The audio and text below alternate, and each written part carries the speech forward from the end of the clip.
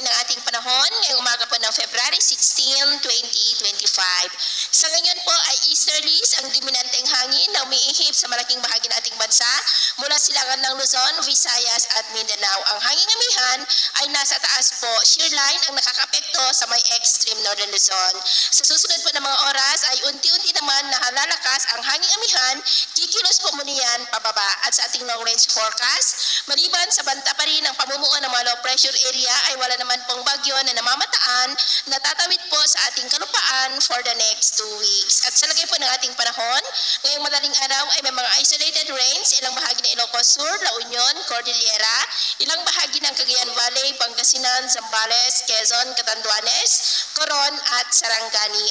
At mamaya po ay sisikat ang araw sa malaking bahagi ng bansa pero may chance pa rin ng mga cloudy skies with isolated rain sa may Ilocos Sur, Mountain Province, Batanes, Isabela, Quirino, Aurora, ilang bahagi ng Pangasinan, Coron, Catanduanes at Basilan. At mamayang hapon, mas maraming lugar po ulit ang makakaranas ng cloudy skies with isolated rains sa may Northern Luzon, Central Luzon, Palawan, ilang bahagi ng Bicol, Eastern Visayas, Surigao del Norte, South Cotabato, Zamboanga Peninsula at Sulu Archipelago.